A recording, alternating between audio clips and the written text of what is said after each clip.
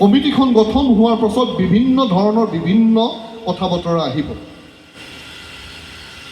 কিন্তু এটা কথাত আমাৰ আগৰ নেতৃত্বকো মই লক্ষ্য কৰিছিলোঁ, এতিয়াও লক্ষ্য কৰিছোঁ, সাধাৰণ সভাত ঘোষণা হোৱা মূল কমিটিখন লৈ যদি সাধাৰণ সভাৰ পাছত আমি খেলি মেলি কৰোঁ মূল কমিটিখন, তেতিয়াহ'লে সেইটো এক নজিৰ হৈ যাব আৰু সমগ্ৰ অসমতে সেনে এক পৰিৱেশ সৃষ্টি হ'ব। সেয়েহে কেতিয়াও সেইটো হ'বলৈ দিয়া হোৱা নাছিল আৰু আমিও সেইটো হ'বলৈ নিদিওঁ।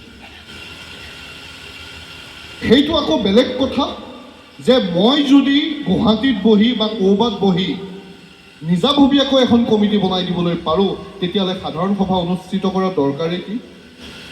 আৰু সাধাৰণ সভাতকৈ মই কেতিয়াও সভাপতি হিচাপে ইমতিয়াজ হুছেইন কেতিয়াও ডাঙৰ হ'ব নোৱাৰোঁ, কাৰণ ময়ো এক সাধাৰণ সভাৰ দ্বাৰাই নিৰ্বাচিত হোৱা এজন সভাপতি। আপোনালোকৰ মনত দুখ থাকিব পাৰে, কিছু আক্ষেপ থাকিব পাৰে, কিন্তু আমি কাকোকে ইয়াত সভাপতি বা সাধাৰণ সম্পাদক বনাবলৈ